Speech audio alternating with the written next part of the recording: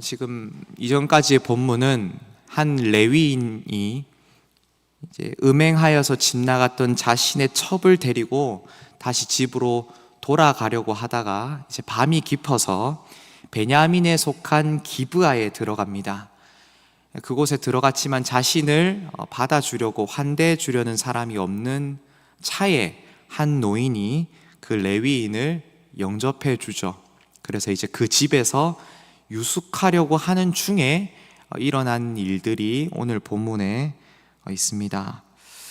이제 그 노인의 집에서 레위인과 그 노인이 이제 즐기면서 먹고 마시면서 여러 가지 얘기를 나누고 있는 것 같습니다. 그런데 밖이 소란스럽고 갑자기 문이 두드려집니다.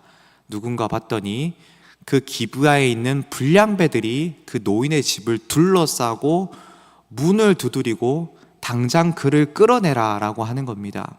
이유인즉슨 우리가 그와 좀 관계하겠다라는 것입니다. 그와 알겠다라는 것입니다. 여기서 관계하겠다, 그와 좀 알아가겠다라는 뜻은 뭐냐면요, 단순히 그와 좀 얼굴 좀 보고 얘기 좀 합시다 라는 게 아니고요, 성적 관계를 맺겠다라는 뜻입니다. 단순히 한두 사람이 나온 것이 아니고요, 그 집을 둘러싸고 있었기 때문에 많은 무리가 모여 있었습니다. 그 시간은 밤중이었습니다. 이제 늦은 저녁이었는데 와서 관계하겠다라는 것은 그를 집단 성폭행시키겠다라는 뜻입니다. 여러분, 그리고 온 불량배들 대부분은 아마 남성이었을 것입니다. 이 말인즉슨 집단 동성 성폭행을 저지르겠다라는 지금 아주 놀랍고도 아주 괴상망측한 일들이 지금 벌어지고 있는 것입니다. 여러분, 그런데 이런 모습을 좀 많이 보지 않았습니까? 어디서 많이 봤습니다. 바로 창세기 19장입니다. 창세기 19장을 가면 하나님께서 너무나 악하여서 멸망시키겠다고 한 소돔과 고모라와 동일한 모습이 지금 사사기 19장에 지금 보여지고 있는 것입니다. 소돔과 고모라는 하나님을 알지 못하던 이방 땅이었습니다. 그런데 지금 이 집단 동성 성폭행이 일어나려고 하는 지금 이 장소는 어디죠? 이스라엘, 그것도 베냐민 지파에 속한 한 성읍에서 이와 같은 일이 지금 일어나고 있었던 것입니다.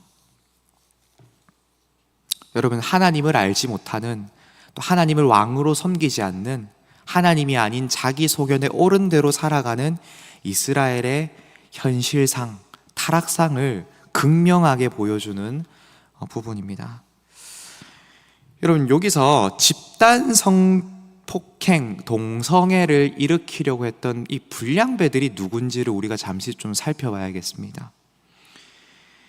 여기 성경에 보시면은 그 성읍의 불량배들이라고 되어 있습니다.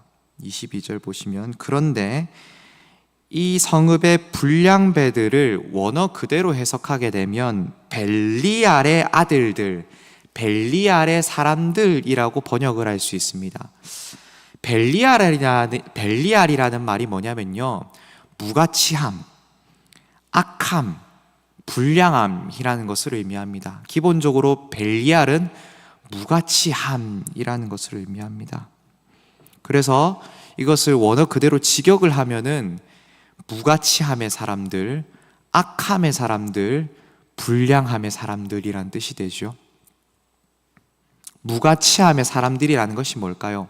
그 사람들 자체가 무가치하다라는 말도 될 수 있겠지만 그들이 추구하고 쫓는 것이 무가치한 것들이란 뜻도 됩니다. 이들은 무가치함을 쫓아 살아가는, 무가치함을 계속해서 자신의 인생에 채워나가는, 아름다울 만한, 가치 쓸 만한 것들을 추구하지 않고, 그 아름다운 것들의 인생의 가치를 두지 않고 무의미하고 허무하고 나중에 썩어 없어질 것들을 추구하고 받아들이는 사람들, 무가치함으로 자신을 채워나가는 사람들이 바로 벨리알의 사람들, 바로 불량배들을 의미합니다. 여기서 이 무가치함은 대표적으로는 우상을 의미하지요. 이 불량한 행위를 일으킨 자들의 근원적인 속성은 뭐냐면요, 무가치함, 우상들로 자신들의 인생을 채워나가는 자들인 것입니다. 그들의 말로를 보여주는 거죠. 여러분, 이와 같은 사람들을 정확하게 하나님께서 설명하신 부분이 있는데 로마서 1장입니다. 로마서 1장을 보시면 길지만 제가 좀 한 구절 구절씩 읽어드리겠습니다. 로마서 1장 21절, 27절까지를 읽어보시면, 하나님을 알되 하나님을 영화롭게도 아니하며 감사하지도 아니하고, 오히려 이 부분이 중요합니다. 그 생각이 허망하여지며 미련한 마음이 어두워졌나니 스스로 지혜 있다 하나 어리석게 되어 썩어지지 아니하는 하나님의 영광을 썩어질 사람과 새와 짐승과 기어다니는 동물 모양의 우상으로 바꾸었느니라. 이게 바로 벨리알의 사람들과 동일한 말들입니다. 생각이 허망하여진 사람들, 미련한 마음이 어두워진 사람들, 스스로 지혜 있다 하나 어리석게 된 사람들, 그래서 하나님의 영광을 어리석어서 우상으로 뒤바꿔버린 사람들, 이 사람들이 벨리알의 사람들인 것입니다. 그 사람들이 어떻게 하느냐? 로마서를 계속 읽어보면, 그러므로 하나님께서 그들을 마음의 정욕대로 더러움에 내버려 두사 그들의 몸을 서로 욕되게 하게 하셨으니 라고 합니다. 그들이 무가치함으로 자신들을 채워나간 결과 하나님께서는 그들을 가만히 내버려 두시니까 그들이 자신의 몸을 욕되게 써버린다는 겁니다. 원래 몸이라는 것은 가치 있는 것이고 아름다운 것입니다. 그런데 그들이 너무나도 어리석기 때문에 몸을 가치롭게 쓰지 못하고 욕되게 써버린다는 겁니다. 그리고 이어서 로마서 26절에는 어떻게 되어 있냐면요, 이 때문에 하나님께서 그들을 부끄러운 욕심에 내버려 주셨으니 곧 그들이 여자들도 순리대로 쓸 것을 바꾸어 영리로 쓰며 그와 같이 남자들도 순리대로 여자 쓰기를 버리고 서로 향하여 음욕이 부릴 듯함에 남자와 더불어 부끄러운 일을 행하여 그들의 그릇됨에 상당한 보응을 그들 자신이 받았느니라. 이들이 이제 너무나도 어리석고 무가치함으로 자신들을 채워나가다 보니까 어떻게 되죠? 자기 몸을 욕되게 쓸 뿐만 아니라 원래 남성이 여성과 성적인 관계를 맺어야 되는 것이 정상적인 것인데 바꾸어 버려서 남성이 남성을, 여성이 여성을 동성성적 관계를 맺어버리는, 마치 하나님의 자리를 뒤바꿔서 우상으로 만들어버린 것처럼, 멍청하게 하나님이 아닌 나무 껍데기를, 돌무더기를 섬기는 것처럼 남성이 남성과 성적인 관계를 맺지 않고 남성이 여성과 맺지 않고 남성이 남성과 맺는, 뒤바꿔버리는, 성경에서는 이것을 어리석다라고 말하고 생각이 허망하여졌다 말하고 마음이 어두워졌다고 말합니다. 이것이 사사기에서는 벨리알의 아들들, 불량배들이라고 그렇게 성경이 말씀하고 있는 것입니다. 여러분, 우리가 생각하는 동성애는 우상숭배의 결과로 주어지는 것들이며 성적인 무분별함과 욕되게 자기 몸을 쓰는 것은 우상숭배의 결과로 쓰여지는 것이다 라고 성경은 말씀하고 있습니다.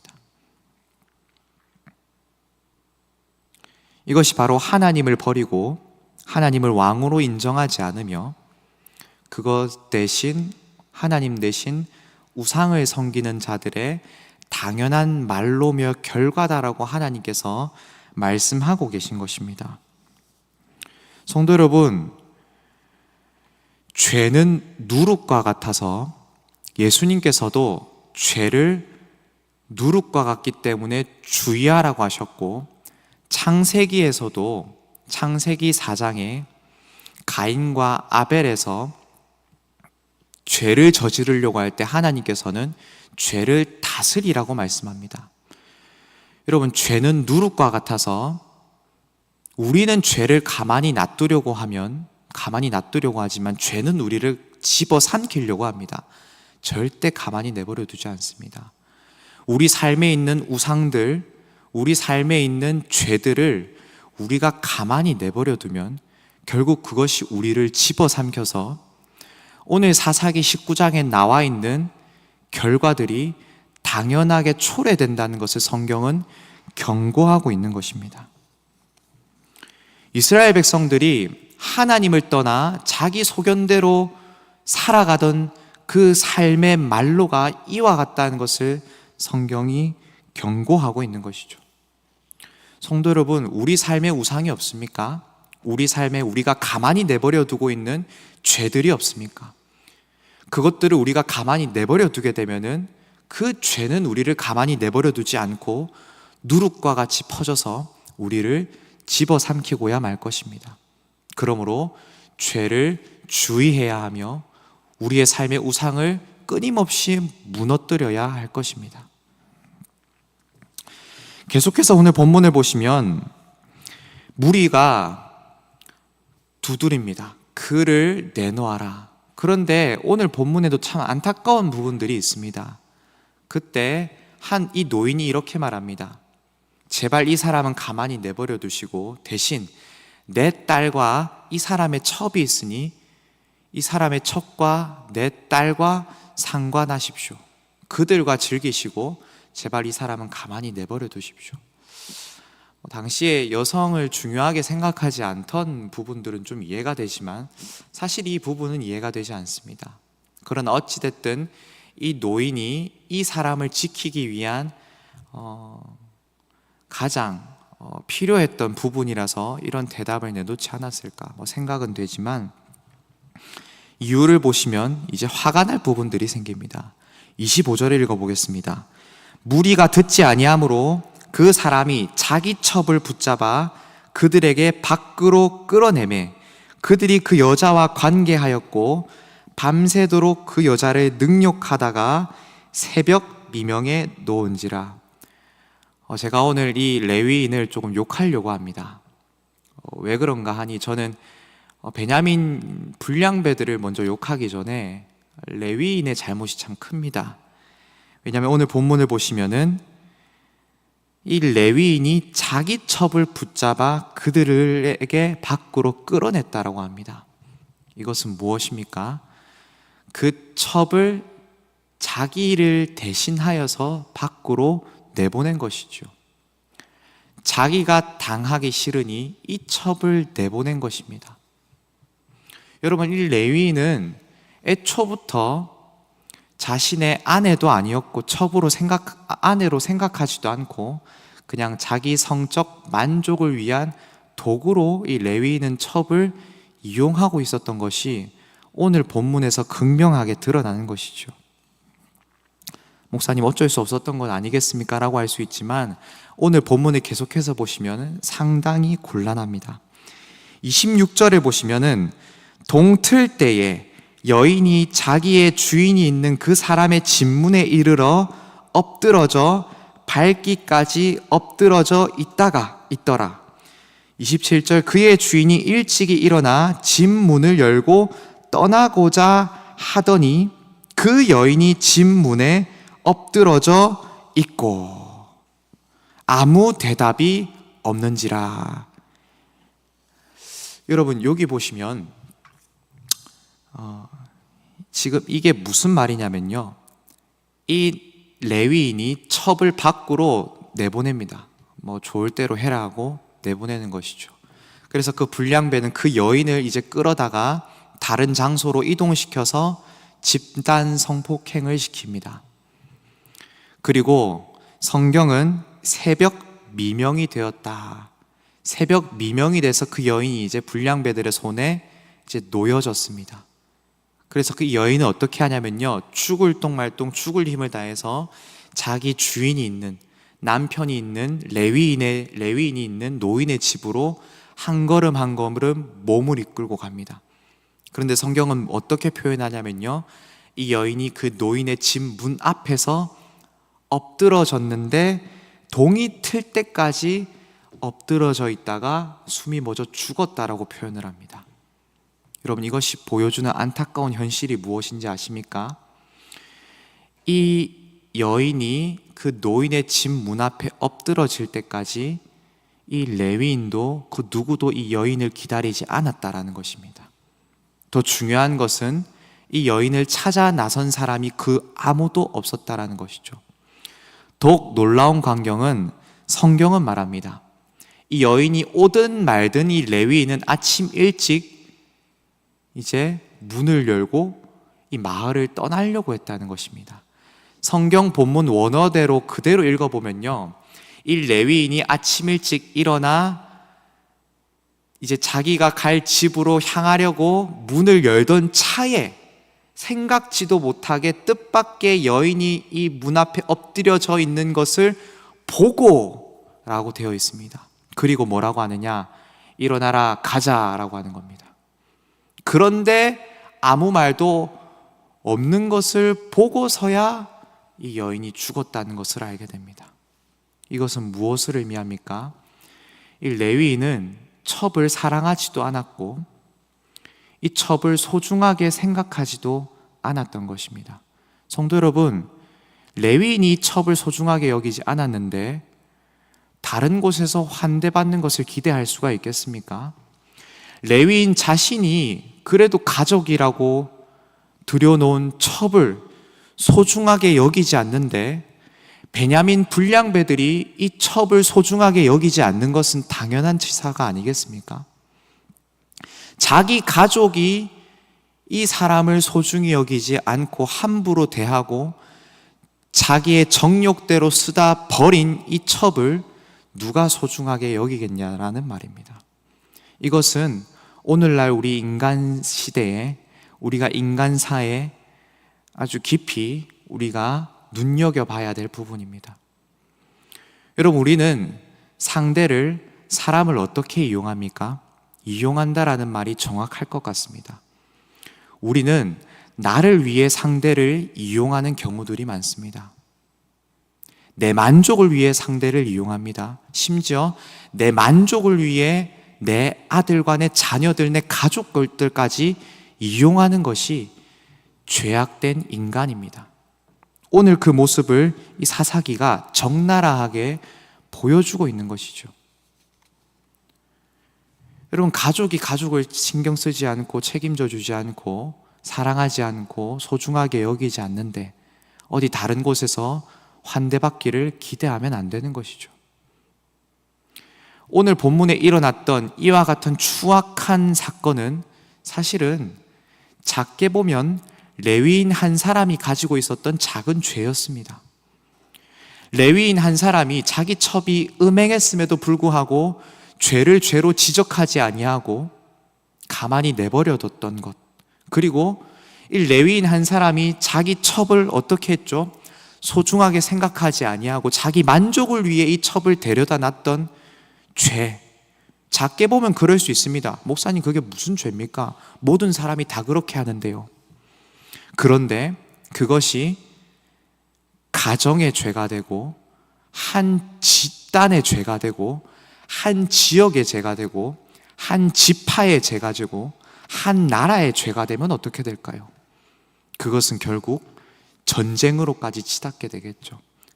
사람을 무차별하게 죽이고도 아무렇지 않은. 그래서 나중에 이 일을 끝맺기 위해서 이 레위인은 이 첩을 12동강 토막 내버립니다. 오늘 본문에 나와 있습니다. 이것도 보면 레위인이 죄를 바로잡기 위한 행동이 아니었죠. 자기 첩을 밖으로 내버릴 때까지도 가만히 있던 사람이 이제 첩이 죽은 것을 보고 무엇을 생각했을까요? 화가 난 겁니다. 이놈들이 감히 나한테 이렇게 했다라는, 자기 때문에 화가 난 것이지 첩을 사랑해서 화가 난 것이 아니었습니다. 그래서 분풀이로 이 여인을 토막내서 마지막까지 이 여인을 자기 분풀이를 위한 도구로 사용하고 각 지파로 보내버립니다. 여러분, 이때 베냐민 지파는 이 불량배들을 정죄해야 될 것인데 어떻게 합니까? 오히려 감싸고 돌고 이게 뭐가 죄인데? 이게 뭐 어때서? 왜 우리한테 뭐라고 하는데라고 해서 결국 이스라엘 지파 간의 전쟁까지 일어나게 되는 것이 바로 오늘 본문의 내용입니다. 이제 말씀을 맺고자 합니다. 성도 여러분, 우리가 가지고 있는 죄악이 이렇게 큽니다. 그러나 우리를 위해 십자가 지신 예수 그리스도께서는 우리가 가지고 있는 죄악과는 다르게 우리는 인간을 내 만족을 위한 도구로 사용하지만 예수님께서는 어떻게 하시냐면 바로 우리를 살리시기 위해 우리를 너무나도 사랑하셔서 자신을 그 냉혹한 거리로 던져버리신 분이 바로 예수님이십니다. 우리는 그 사랑을 받은 자들입니다. 그래서 그 사랑 앞에 있으면 우리가 가지고 있는 죄악이 너무나도 끔찍하지 않습니까? 우리의 죄악으로 예수님을 그 참혹한 거리로 내몰고 십자가로 내몬 것입니다. 우리는 그 사랑 앞에서 우리의 죄를 무겁게 여겨야겠으며 그리고 그 죄와 부지런히 싸워 나가야 할 것입니다. 오늘 우리가 들었던 말씀을 놓고 함께 기도합시다. 하나님, 우리 삶에 세워져 있는 죄와 우상을 무너뜨려 주시옵소서. 그리고 나를 위해 사람을 이용했던 그 모든 죄악들을 버림으로 주님 나를 사랑하셨듯이 내 가족을 사랑하는 자들이 되게 하여 주시옵소서라고 함께 기도하시고 각자 개인의 기도 제목으로 기도하도록 하겠습니다. 기도하겠습니다.